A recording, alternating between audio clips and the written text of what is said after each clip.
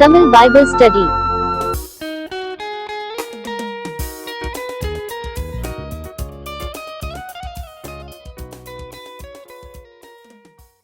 Samuel புஸ்தகம் 25ஆம் அதிகாரம். இதுல சில விசேஷமான கேரக்டர், ஒரு ஃபேமிலி எல்லாம் நம்ம இதுல பார்ப்போம். சாமுவேல் மரணம் அடைந்தான். ஒரு முக்கியமான ஒரு சாப்டர் முடியுது. அவர் தன்னுடைய ஓட்டத்தை அவர் முடித்து நரை வயதுல அவர் என்ன பண்ணாரு, மரணம் அடைகிறார். ரொம்ப அற்புதமான ஒரு ஊழியனாக அவர் காணப்பட்டார், மதிக்கப்பட்டார். 2 பேரை ராஜாவாக அபிஷேகம் பண்ணக்கூடியதான வாய்ப்பு அவருக்கு கிடைச்சது. ஒரு நியாயாதிபதியா இருந்தார், ஒரு தீர்க்கதரிசியாய் செயல்பட்டார். கடைசி காலத்துல அவர் மரணம் அடைந்தார். சாப்டர் முடியுது. இஸ்ரவேல எல்லாரும் கூடி அவனுக்காக துக்கம் கொண்டாடி ராமாவில் இருக்கிற அவனுடைய வளவிலே அவனை அடக்கம் பண்ணினார்கள். தாவீது எழுந்து பாரான் வனாந்திரத்துக்கு புறப்பட்டு போனான். சரி, இது பாத்தீங்கன்னா தாவீது பாரான் வனாந்திரத்துல போய் ஸ்டே பண்றான். ரீசன் பாத்தீங்கன்னா சவுலை விட்டு விலகி போறதான அந்த காரியம், எஸ்கேப் ஆகிறதான காரியம். சவுலை நம்ப முடியாதுல்ல. மாகோனிலே ஒரு மனுஷன் இருந்தான். அவனுடைய தொழில் துறை கர்மேலில் இருந்தது. அந்த மனுஷன் மகாபாரி குடித்தனக்காரனாய் இருந்தான். அது நான் மகாபாரி குடித்தனக்காரன், வெரி ரிச். ஆக்சுவலா மகாபாரி குடித்தனக்காரனா அவன் பயங்கர பெரிய பணக்காரன். யாரு இந்த மனுஷன்? தொழில் துறை அப்படின்னு சொன்னா அவனுடைய பிசினஸ் கர்மேலில காணப்பட்டுச்சுன்னு அர்த்தம். அவனுக்கு 3000 ஆடும் 1000 வெள்ளாடும் இருந்தது. அவன் அப்பொழுது கர்மேலில் தன் ஆடுகளை மயிர் கத்தரித்து கொண்டிருந்தான். மயிர் கத்தரித்து கொண்டிருந்தான்னா சும்மா முடிவெட்ட கூட்டு போனா நம்ம பார்பர் ஷாப்பு பரம்பரை, அப்படி அர்த்தம் கிடையாது. என்ன அப்படின்னு சொன்னா, இந்த ஆடுகளை வைத்து முக்கியமான தொழில் அந்த பால் சம்பந்தமானது மாத்திரம் கிடையாது. அவைகளை பெருக வைத்து அவைகளை அடித்து சாப்பிடுறதற்கு, அதற்காக விற்கிறதற்கு, பலியிடுகிறதற்கு மாத்திரம் கிடையாது. அவைகளுடைய அந்த மயிர் ரொம்ப எக்ஸ்பென்சிவா உள் தயாரிக்கிறதற்கு, ஆடைகளை தயாரிக்கிறதற்கு, அதை விற்கிறதற்கு அது பயன்படும். பெரிய பிசினஸ். அதனால என்ன போட்டிருக்காங்க, தொழில் துறை. அவனுடைய தொழில் துறை கர்மேலில் இருந்தது. அப்ப அவன் அப்படி என்ன பண்றான், ஆடுகளை மயிர் கத்திரிக்கிறதுக்கான ஒரு டைம் வரும். அதனுடைய முடிகள் எல்லாம் கட் பண்ணி என்ன பண்ணுவாங்க, அதை எடுத்து அதை எப்படி பதப்படுத்தணும், எப்படி அதை விற்கிறதான காரியங்கள்லாம் அது ஓகே. அதுக்கு ரொம்ப அதிகமா போகணும், நீங்க எல்லாம் போய் தேடி அதை படிச்சுக்கோங்க. 3ஆம் வசனம். அந்த மனுஷனுக்கு நாபால் என்றும் அவன் மனைவிக்கு அபிகாயில் என்றும் பெயர். இப்ப நம்ம நாபால் கிட்ட சில காரியங்களை இங்க கத்துக்க முடியும். அதே மாதிரி அபிகாயில்கிட்ட இருந்து சில காரியங்களை நம்ம கற்றுக்கொள்ள முடியும். தொடர்ந்து தாவீதிட்ட இருந்து நம்ம லேர்ன் பண்ண வேண்டியதான விஷயங்கள் காணப்படுது. அந்த ஸ்திரீ மகா புத்திசாலியும் ரூபவதியுமாய் இருந்தாள். அந்த புருஷனோ முரடனும் துராகிருதனுமாய் இருந்தான். அப்படின்னா பொல்லாத மனுஷன் அப்படி அர்த்தம். அவன் காலேபுடைய சந்ததியான். காலேபு யாரு, எந்த கோத்திரத்தான்? காலேபு எந்த கோத்திர? காலேபு யூதா கோத்திரத்தான். இப்ப இந்த 12 பேரை தெரிந்து கொண்டு அனுப்பும் பொழுது யோசுவா எப்ராயிம் கோத்திரத்தான். இவன் காலேபு யூதா கோத்திரத்தான். யூதா கோத்திரத்து தலைவனாக, லீடராக அவன் காணப்பட்டான். அப்படியானால் தாவீதினுடைய அந்த கோத்திரம் அது ஆக்சுவலா. அப்ப இந்த நாபாலும் அபிகாயிலும் ஆக்சுவலா யூதா கோத்திரத்து ஜனங்க. தாவீதுக்கு ரிலேட்டிவா தான் அவங்க காணப்படுறாங்க. தாவீதை சப்போர்ட் பண்ணக்கூடியதான ஜனங்களா இருக்க வேண்டும் ஆக்சுவலா. ஓகே. நாபால் தன் ஆடுகளை மயிர் கத்திரிக்கிற செய்தியை வனாந்திரத்தில் இருக்கிற தாவீது கேட்டபோது, தாவீது 10 வாலிபரை அழைத்து, நீங்கள் கர்மேலுக்கு போய் நாபால் இடத்தில் சென்று என் பேரை சொல்லி அவன் சுக செய்தியை விசாரித்து அவனை நோக்கி, ஏன் அவன் பேரை போய் சொல்றான்? நிறைய விஷயங்கள் காணப்படுது. என்ன அப்படின்னு சொன்னா, தாவீது இங்க ஓடிக்கிட்டு இருந்தாலும் தேசத்துக்குள்ள இருக்கிறதான எல்லா ஜனங்களுக்கும் தாவீது யாருன்னு தெரியும். தாவீது சவுலுடைய அந்த படையில இருக்கும் போதே பாத்தீங்கன்னா தெரியும், ஒரு அதிகாரியாய் காணப்பட்டான். நிறைய பேருக்கு மேல என்ன பண்ணான், தாவீதை உயர்த்தி சவுல் வைத்திருந்தார் அப்படின்றதெல்லாம் அறிவோம். எல்லா ஜனங்களும் பாத்தீங்கன்னா சவுல் தாவீதை ஏற்றுக்கொண்டவர்களாய் காணப்பட்டாங்க. இப்ப சவுல் விரோதியான போது என்ன பண்றாங்க, எல்லாரும் மனதுக்குள்ள ஆக்சுவலா தாவீதை பகைக்கல, ஆனா வெளியில சொல்ல முடியாத சூழ்நிலையில காணப்படுறாங்க. இவன் இவனுடைய கோத்திரத்தான். இவனை சப்போர்ட் பண்ணணும் ஆக்சுவலா இல்ல, நாபால் சப்போர்ட் பண்ணும். அப்ப இவனுடைய பெயரை வந்து தேவன் ராஜாவாக தெரிந்து கொண்ட ஒரு மனுஷன், ஆனால் இன்றைக்கு சவுலால விரட்டப்படுகிறதான ஒரு மனுஷன், வனாந்திரத்திலே சுற்றி திரிந்து கொண்டிருக்கிறதான நம்ம இனத்தான் என்று சொல்லி வந்து பாத்தீங்கன்னா அந்த அர்த்தத்திலேயாவது என்ன பண்ணணும், நாபால் உதவி செய்வான் என்று சொல்லி அவன் என்ன பண்றான், இவனுடைய பெயரை வந்து சொல்றான். தாவீது ரொம்ப ஓவரா திங்க் பண்ணிட்டானோ அப்படின்ட்டு வந்து பாத்தீங்கன்னா தெரியாது, வாசிங்க, ஏன்னா அவன் ரொம்ப மோசமா ட்ரீட் பண்றாங்க. ஓகே, என் பேரை சொல்லி அவன் சுக செய்தியை விசாரித்து அவனை நோக்கி, நீர் வாழ்க, உமக்கு சமாதானமும் உம்முடைய வீட்டுக்கு சமாதானமும் உமக்கு உண்டான எல்லாவற்றிற்கும் சமாதானமும் உண்டாவதாக என்று அவனை வாழ்த்தி, இப்பொழுது ஆடுகளை மயிர் கத்திரிக்கிறவர்கள் உம்மிடத்தில் இருக்கிறார்கள் என்று கேள்விப்பட்டேன். உம்முடைய மேய்ப்பர் எங்களோட கூட இருந்தார்கள். அவர்கள் கர்மேலில் இருந்த நாளெல்லாம் நாங்கள் அவர்களை வருத்தப்படுத்தவில்லை. அவர்களுடைய பொருள் ஒன்றும் காணாமற் போனதும் இல்லை. உம்முடைய வேலைக்காரரை கேளும், அவர்கள் உமக்கு சொல்லுவார்கள். ஆதலால் இந்த வாலிபருக்கு உம்முடைய கண்களிலே தயை கிடைக்க வேண்டும். நல்ல நாளில் வந்தோம். உம்முடைய கைக்கு உதவுவதை உம்முடைய ஊழியக்காரருக்கும் உம்முடைய குமாரனாகிய தாவீதுக்கும் கொடுக்கும்படி வேண்டுகிறேன் என்று சொல்லுங்கள் என்றான். ரொம்ப ஹம்பிளான ரெக்வெஸ்ட். அதே நேரத்துல அந்த ரெக்வெஸ்ட்ல வந்து, நீ எங்களுக்கு உதவி செய்கிறதற்கு கடமைப்பட்டிருக்கிற, ஏன்னா உன்னிடத்துல நான் வந்து பிச்சை மாதிரி கேட்கல. ஏன் அப்படின்னு சொன்னா, உன்னுடைய மேய்ப்பர்களும் உன்னுடைய மந்தைகளையும் நாங்கள் வந்து பாதுகாப்பாக வைத்திருந்தோம். ஆக்சுவலா இப்படி வனாந்திரத்துல சாப்பாட்டுக்காக ஓடிக்கொண்டிருக்கிறவங்க என்ன பண்ணுவாங்க, ஏதாவது ஒரு மந்தை, நாபால் மாதிரி ஒரு ஆளுடைய மந்தை கட்சி என்ன பண்ணுவாங்க, கொள்ளையடிச்சு அதெல்லாம் எடுத்துக்குவாங்க. இப்ப தாவீது அதையும் செய்யல. மற்றவர்கள் வந்து நாபாலுடைய மந்தைக்கோ அவனுடைய பொருட்களுக்கோ விரோதமாக வராதபடிக்கு பாதுகாவலா நிக்கிறான் இல்லையா? அப்ப அதை வந்து என்ன பண்றான், அவன் சொல்றான், எங்களுக்கு இந்த உதவியை நீங்க செய்ய வேணும்ட்டு தாழ்மையா கேட்கும் பொழுதே, நீர் இந்த உதவியை செய்கிறதற்கு நீ கடமைப்பட்டு இருக்கிறீர் அப்படின்ற காரியத்தை என்ன பண்றான், மெசேஜ். அந்த மெசேஜ் எல்லாம் பாத்தீங்கன்னா உங்களுக்கு ஆச்சரியமா இருக்கும். சவுல் இடத்துல பேசும்போதும் சவுலை வந்து உயர்த்தி பேசுகிறதான, அவனை விட்டு கொடுக்காம பேசுகிறதான இடமா இருக்கட்டும், அதே நேரத்துல தன்னுடைய பாயிண்டை எடுத்து வைக்கிறதா இருக்கட்டும், தாவீது வந்து ரொம்ப கிளாரிட்டி அதுல காணப்பட்டதை நீங்க பாப்பீங்க. அதே தான் இங்கேயும் நாபால் கிட்ட சொல்லுகிறதான செய்தியிலையும் அதுதான் காணப்படுது. அப்ப 19 வருஷம் பார்க்கலாம். தாவீதின் வாலிபர் போய் இந்த வார்த்தைகளை எல்லாம் தாவீதின் நாமத்தினாலே நாபால் இடத்தில் சொல்லி பின் ஒன்றும் பேசாதிருந்தார்கள். என்ன இவன் சொல்லுவான், ஏன்னா ரொம்ப நாபால் வந்து சாதாரண ஒரு ஆள் கிடையாது. நம்ம இதுல வந்து ஒரு பைத்தியக்கார மாதிரி குடிகார மாதிரி நம்ம பாக்குறோம். அவன் வந்து நம்ம எப்படி பாக்குறோம், ரொம்ப ரிச், அதாவது சாதாரண ஒரு ஐஸ்வர்யவான் அல்ல. அவன் ஆங்கிலத்தில் கூட வெரி ரிச்னு போட்டிருக்குள்ள, மிகப்பெரிய ஒரு ஐஸ்வர்யவானாக அவன் காணப்பட்டான், மிகப்பெரிய ஒரு பிசினஸ் மேன். அப்ப அவன்கிட்ட போய் வந்து பாத்தீங்கன்னா தாவீதினுடைய ஊழியக்காரர்கள் ரொம்ப எல்லாம் பேச முடியாது, மெசேஜை சொல்லிட்டு அமைதியா நிக்கிறாங்க. என்ன சொல்றான் அப்படின்ட்டு 10வது வசனம், நாபால் தாவீதின் ஊழியக்காரருக்கு பிரதியுத்தரமாக, தாவீது என்பவன் யார், ஈசாயின் குமாரன் யார், அவனை கேவலமா பேசுறான், அவங்க அப்பாவை கேவலமா பேசுறான், இவரெல்லாம் தெரியாம தாவீதை தெரியும், தாவீதினுடைய அப்பாவை தெரியும். ஈசாயின் குமாரன் யார், தங்கள் எஜமான்களை விட்டு ஓடி போகிற வேலைக்காரர் இந்நாளில் அநேகர் உண்டே. அதாவது சவுலுடைய எஜமானுடைய வேலைக்காரன் தானே தாவீது, அவனை விட்டுட்டு ஓடுறான்ல அப்படின்ட்டு கேவலமா பேசுறான். நான் என் அப்பத்தையும் என் தண்ணீரையும் என் நாடுகளை மயிர் கத்திரிக்கிறவர்களுக்காக நான் அடித்து சமையல் பண்ணி வித்ததையும் எடுத்து இன்னையிடத்தார் என்று நான் அறியாத மனுஷருக்கு கொடுப்பேனோ என்றான். இப்ப இது வந்து ரொம்ப கேவலமா வந்து பேசுறதான காரியம். இப்ப ஒருத்தட்ட அவங்கள அறியாதவர்கள்ட்ட போயிட்டு வந்து அப்படி பேசினா பரவாயில்ல. இப்ப நம்ம 2 பேருக்கு நல்ல அறிமுகம் இருக்கு, அந்த உரிமையில வந்து பாத்தீங்கன்னா நம்ம பேசும்போது ஒரு என்ன கேட்கிறான், ஒன்றும் பணத்தெல்லாம் கேட்கல, சாப்பாடு கேட்கிறான். அந்த வாலிபர்களுக்கு வந்து சாப்பாடு கொடுக்கறதுக்காக கேட்கிறான். அதுக்கு வந்து அவன் பேசுறதான காரியம், நீ யாரு நீ அப்படின்ட்டு கேட்கறதான ஒரு கேள்வி வந்து ரொம்ப ஹியூமிலியேட் பண்ணுகிறதான அந்த வார்த்தைகள், அதெல்லாம் ரொம்ப வந்து பாத்தீங்கன்னா சிறுமைப்படுத்துகிறதான வார்த்தைகளை அவன் பயன்படுத்துறான்.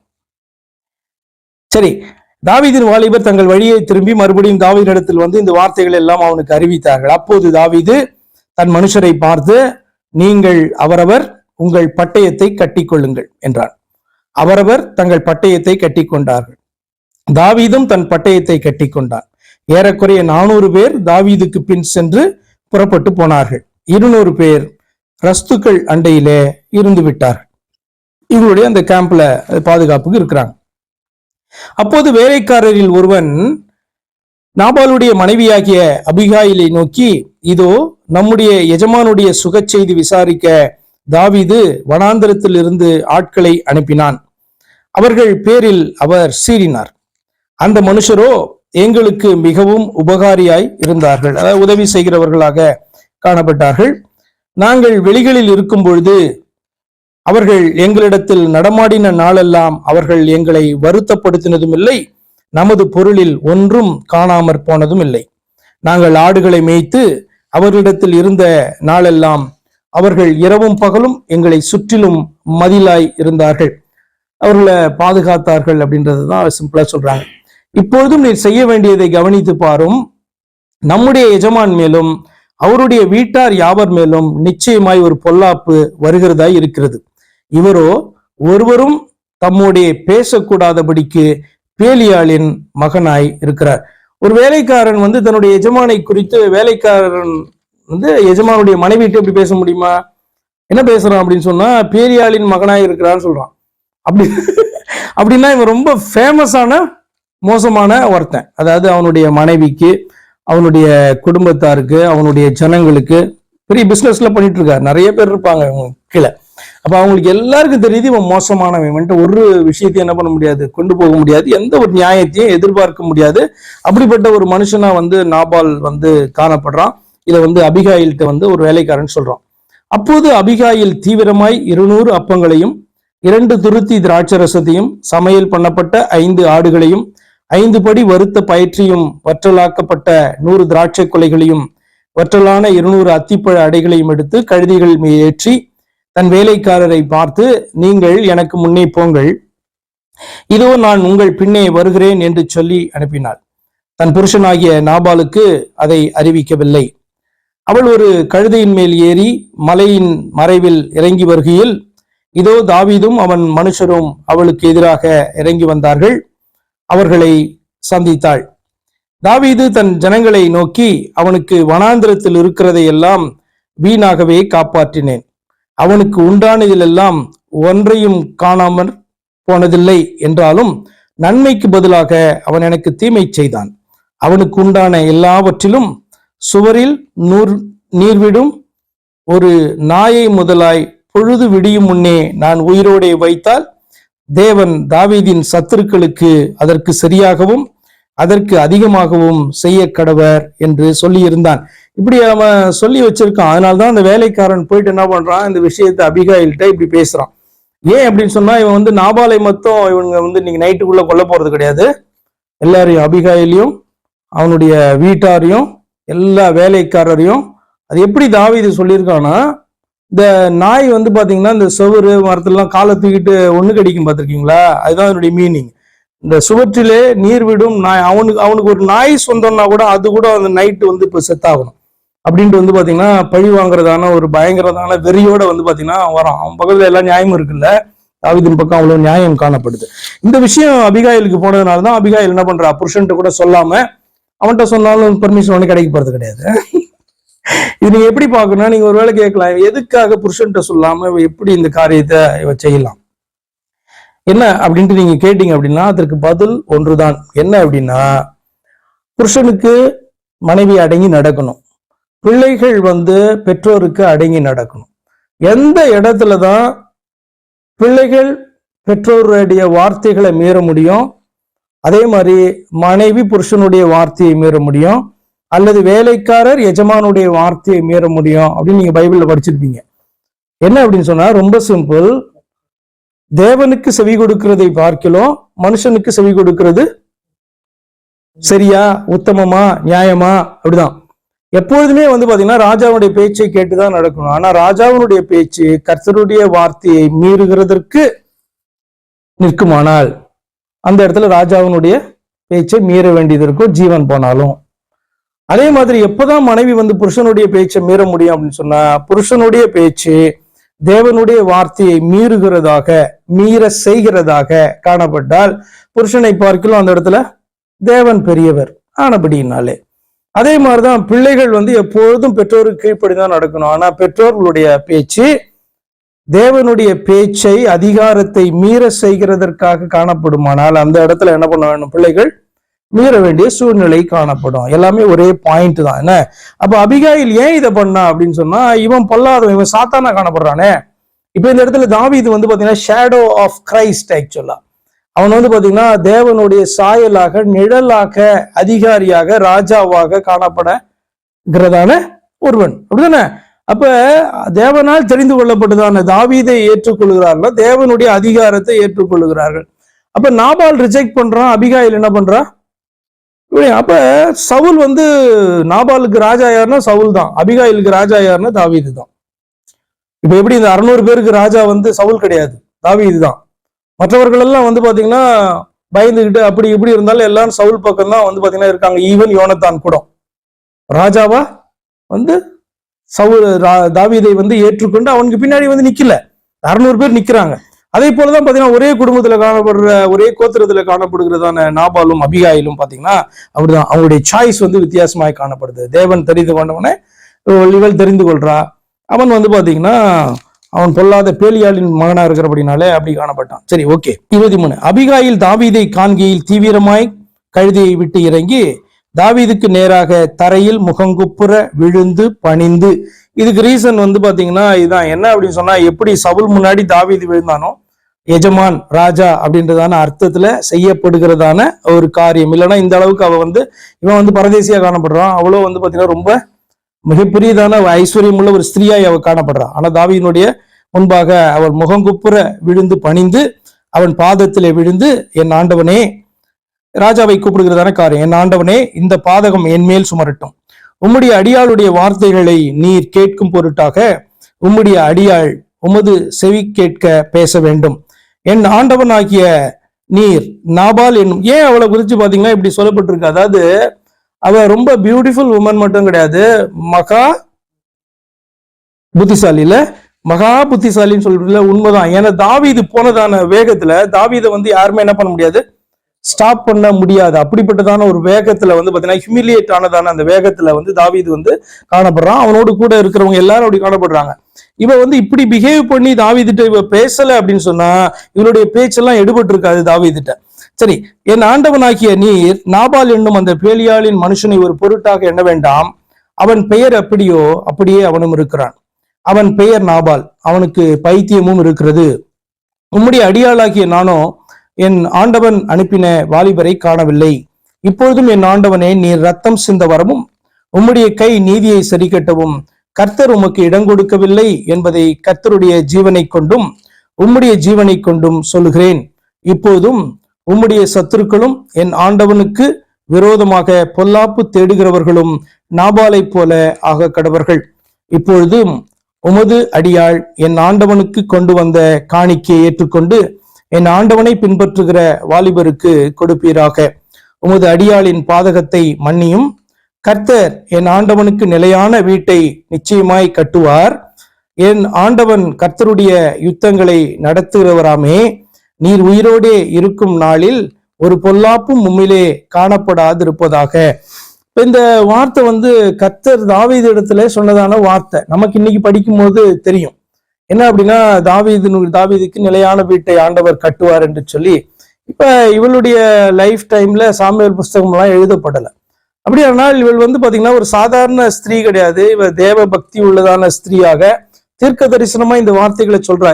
தேவன் வந்து ஆபிரகாமை குறித்து சொல்லுகிறதான இந்த தாவீதை குறித்து சொல்லுகிறதான ஒரு காரியத்தை அவ பேசுறா. என்ன அப்படின்னா, கர்த்தர் என் ஆண்டவனுக்கு நிலையான வீட்டை நிச்சயமாக கட்டுவார் அப்படின்னா சிங்காசனத்தை குறித்து, அதுல வந்து கிறிஸ்து வருகிறதை குறித்துதான அந்த வார்த்தை அது. என் ஆண்டவன் கர்த்தருடைய யுத்தங்களை நடத்துகிறவராமே. நீர் உயிரோடே இருக்கும் நாளில் ஒரு பொல்லாப்பும் உம்மிலே காணப்படாதிருப்பதாக. உம்மை துன்பப்படுத்தவும் உம்முடைய பிராணனை வாங்க வகை தேடவும் ஒரு மனுஷன் எழும்பினாலும் என் ஆண்டவனுடைய ஆத்துமா உம்முடைய தேவனாகிய கர்த்தரின் ஆதரவில் இருக்கிற ஜீவனுள்ளோருடைய கட்டிலே கட்டப்பட்டிருக்கும். உம்முடைய சத்துருக்களின் ஆத்துமாக்களோ கவனில் வைத்து எரிந்தாற் போல எரியப்பட்டு போம். கர்த்தர் உம்மை குறித்து சொன்ன நன்மையின்படி எல்லாம் இனி என் ஆண்டவனுக்கு செய்து இஸ்ரவேலுக்கு அதிபதியாக உம்மை நியமிக்கும் போது நீர் விருதாவாய் ரத்தம் சிந்தாமலும் என் ஆண்டவனாகிய நீர் பழிவாங்காமலும் இருந்ததுண்டானால் அப்பொழுது என் ஆண்டவனாகிய உமக்கு துக்கமும் இராது, மன இடரலும் இராது. கர்த்தர் என் ஆண்டவனுக்கு நன்மை செய்யும் போது உம்முடைய அடியாளை நினைப்பீராக. ரொம்ப வைஸான வேர்ட்ஸ். அதுல வந்து பாத்தீங்கன்னா நிறைய ஆவிக்குரிய அர்த்தம் பொதிந்ததான வார்த்தைகள் என்ன பண்றா வந்து பயன்படுத்துறா. சரி, இது வந்து பாத்தீங்கன்னா தாவீதை புகழறதுக்காக சொல்லப்பட்டதான வார்த்தைகளாக மாத்திரம் தெரியல, தாவீதை கூல் பண்றதுக்கு ஆஃப் பண்றதுக்கு மாத்திரம் கிடையாது. அதுல வந்து பாத்தீங்கன்னா நிறைய இந்த விஷயங்கள் அடங்கி இருக்குது. அவளுடைய அந்த நம்பிக்கை, விசுவாசம், கர்த்தர் இவனை தெரிந்து கொண்டார், இவனுடைய பட்சத்தில் தான் இருக்கிறார் என்பதான காரியங்களை குறித்தெல்லாம் சொல்லுகிற காரியம். சரி, முடிச்சிடலாம் 5-10 மினிட்ஸ்ல. அப்போது தாவீது அபிகாயிலை நோக்கி, உன்னை இன்றைய தினம் என்னை சந்திக்க அனுப்பின இஸ்ரவேலின் தேவனாகிய கர்த்தருக்கு ஸ்தோத்திரம். நீ சொல்லிய யோசனை ஆசீர்வதிக்கப்படுவதாக. நான் ரத்தம் சிந்த வராதபடிக்கும் என் கையே பழிவாங்காதபடிக்கும் நீ இன்றைய தினம் எனக்கு தடை பண்ணினபடியால் நீயும் ஆசீர்வதிக்கப்படுவாயாக. 2 காரியத்தை இந்த நாள்ல பார்த்தோம். போன அதிகாரத்துல வந்து பாத்தீங்கன்னா எவ்வளவு மோசமான ஒரு சவுலை நோக்கி தாவீது பேசினதான அந்த வார்த்தைகள் அவனுடைய இருதயத்தை கரைத்து, அந்த ஃபார் த மொமெண்ட் வந்து பாத்தீங்கன்னா அவனை வந்து பாத்தீங்கன்னா இலகி போய் என்ன பண்றான், பேசுகிறவனாக அவனை மாற்றுது. இந்த இடத்துலயும் வந்து பாத்தீங்கன்னா ரொம்ப மூர்க்கத்தோடு வருகிறதான, பழி வாங்க வேண்டும் என்று வருகிறதான, தாவீதை நோக்கி பேசப்படுகிறதான அந்த வார்த்தைகள் வந்து பாத்தீங்கன்னா தாவீதை வந்து அப்படியே ஸ்டாப் பண்ணி நான் ஒரு பெரிய தவறை செய்ய. என்ன பெரிய தவறு அப்படின்னு சொன்னா, நிச்சயமாக நாபாலை கொண்டு போட்டா அதுல நியாயம் இருக்கு. ஆனா நாபாலை சேர்ந்த அத்தனை பேரையும் அந்த நாளில அந்த நாயை கூட கொல்லுவேன் அப்படின்றதான ஒரு காரியம் வந்து பாத்தீங்கன்னா ராஜாக்கள் எடுக்கிறதான முடிவாய் காணப்பட்டாலும் கூட தேவனுடைய மனுஷனாய் காணப்படுகிறதான தாவீது வந்து அவனுடைய மனசு எப்படிப்பட்டது நம்ம இப்பதான் பார்த்தோம்ல. அந்த சால்வையின் தொங்கலை அறுத்து கொண்டதுக்கு மனசு வந்து படபடன்னு இருக்குது. இப்படி பண்ணிட்டோமே, கர்த்தரால் அபிஷேகம் பண்ணப்பட்ட ஒரு மனுஷனை வந்து சிறுமைப்படுத்தும்படி அப்படி நம்ம பண்ணிட்டோமே அப்படின்ட்டு மனதை அடித்துக் கொள்கிற தாவீது, ஒருவேளை நாபாலுடைய அந்த சந்ததியெல்லாம் அழிச்சிருந்தான் அப்படின்னு சொன்னா அப்புறம் அதை யோசித்து என்ன பண்ணிருப்பான், ஒரு மனநோயாளியா கூட ஆயிருப்பான். அப்போ வந்து பாத்தீங்கன்னா சரியான ஒரு நேரத்துல வந்து பாத்தீங்கன்னா இது வந்து தவறு. கர்த்தருக்கு இந்த காரியம், ஒரு ராஜா அப்படிப்பட்ட ஒரு காரியத்தை செய்யறத வந்து ஆண்டவர் என்ன பண்ண மாட்டாரு, விரும்ப மாட்டாரு அப்படின்றத அவர் சுட்டி காண்பித்த பொழுது என்ன பண்றான், எனக்கு கரெக்டான நேரத்துல வந்து ஸ்டாப் பண்ண, உன்னையும் கர்த்தர் வந்து ஆசீர்வதிப்பார் அப்படின்னு சொல்லிட்டு என்ன பண்றான் தாவீது சொல்றான். 30வது வசனம், நீ தீவிரமா என்னை சந்திக்க வராமல் இருந்திருந்தாயானால் பொழுது விடியும் மட்டும் நாபாலுக்கு ஒரு நாயும் உயிரோடே வைக்கப்படுவதில்லை என்று உனக்கு பொல்லாப்பு செய்ய எனக்கு இடங்கொடாதிருக்கிற இஸ்ரவேலின் தேவனாகிய கர்த்தரின் ஜீவனை கொண்டு மெய்யாய் சொல்லுகிறேன் என்று சொல்லி அப்படிதான் நடந்திருக்கும். ஆக்சுவலா ஒரு நாய் என்ன பண்ணிருக்க மாட்டான், விட்டுருக்க மாட்டோம். கேட்டா வந்து நாயின்னு சொல்லக்கூடாது, நாயின்னு சொல்லக்கூடாது, உண்மையான நாயை வீட்டுல இருக்க ஒரு நாயை கூட என்ன பண்ண மாட்டான், விட மாட்டான். அப்படிதான் வந்து பாருங்க முடிவு பண்ணி வந்தாங்க. அவள் தனக்கு கொண்டு வந்ததை தாவீது அவள் கையிலே வாங்கி கொண்டு அவளை பார்த்து, நீ சமாதானத்தோட உன் வீட்டுக்கு போ, இதோ நான் உன் சொல்லை கேட்டு உன் முகத்தை பார்த்து இப்படி செய்தேன் என்றான். அபிகாயில் நாபாலிடத்தில் வந்தபோது இதோ ராஜ விருந்துக்கு ஒப்பான விருந்து அவன் வீட்டிலே நடந்தது. அவன் இருதயம் களித்திருந்தது, அவன் மிகவும் வெறித்தும் இருந்தான். ஆகையால் பொழுது விடியும் மட்டும் சிறிய காரியமானாலும் பெரிய காரியமானாலும் ஒன்றையும் அவனுக்கு அறிவிக்கவில்லை. பொழுது விடிந்து நாபாலின் வெறி தெளிந்த பின்பு அவன் மனைவி இந்த வர்த்தமானங்களை அவனுக்கு அறிவித்தாள். நைட் வந்து நடந்ததான அந்த சம்பவம் என்ன வந்து நடந்திருக்கும் விட்டிருந்தா அப்படின்றதெல்லாம் அதான் வர்த்தமானங்கள் எல்லாம் சொல்றான். அப்பொழுது அவன் இருதயம் அவனுக்குள்ளே செத்து அவன் கல்லை போலானான். கர்த்தர் நாபாலை வாதித்ததினால் ஏறக்குறைய 10 நாளுக்கு பின்பு அவன் செத்தான். நாபால் செத்து போனான் என்று தாவீது கேள்விப்பட்ட போது என் நிந்தையின் வழக்கை நாபாலின் கையில் விசாரித்து தம்முடைய அடியானை பொல்லாப்பு செய்யாதபடிக்கு தடுத்த கர்த்தருக்கு ஸ்தோத்திரம். கர்த்தர் தாமே நாபாலின் பொல்லாப்பை அவன் தலையின் மேல் திரும்ப பண்ணினார் என்று சொல்லி அபிகாயிலை விவாகம் பண்ணுகிறதற்காக அவளோட பேச தாவீது ஆட்களை அனுப்பினான். தாவீதின் ஊழியக்காரர் கர்மேலில் இருக்கிற அபிகாயில் அண்டைக்கு வந்து, தாவீது உன்னை விவாகம் பண்ண மனதாய் எங்களை உன்னிடத்தில் அனுப்பினார் என்று அவளோடைய சொல்லுகிற போது அவள் எழுந்திருந்து தரை மட்டும் முகம் குனிந்து, இதோ நான் என் ஆண்டவனுடைய ஊழியக்காரரின் கால்களை கழுவத்தக்க பணிவிடைக்காரியாக்கிய அவருடைய அடியாள் என்றாள். பின்பு அபிகாயில் தீவிரித்து எழுந்து ஒரு கழுதையின் மேல் ஏறி 5 தாதி பெண்களை கூட்டிக் கொண்டு தாவீதின் ஸ்தானாபதிக்கு பின் சென்று அவனுக்கு மனைவியானாள். இஸ்ரேல் ஊராளாக்கிய அகினோவாமையும் தாவீது விவாகம் பண்ணினான். அவர்கள் இருவரும் அவனுக்கு மனைவிகளானார்கள். சவுல் தாவீதின் மனைவியாகிய மீகாள் என்னும் தன் குமாரத்தியை காலிம் ஊரானாகிய லாயிசின் குமாரனாகிய பல்திக்கு கொடுத்திருந்தான். சரி, அவ்வளவுதான். இதுல ஏதாவது கேள்வி இருக்கா?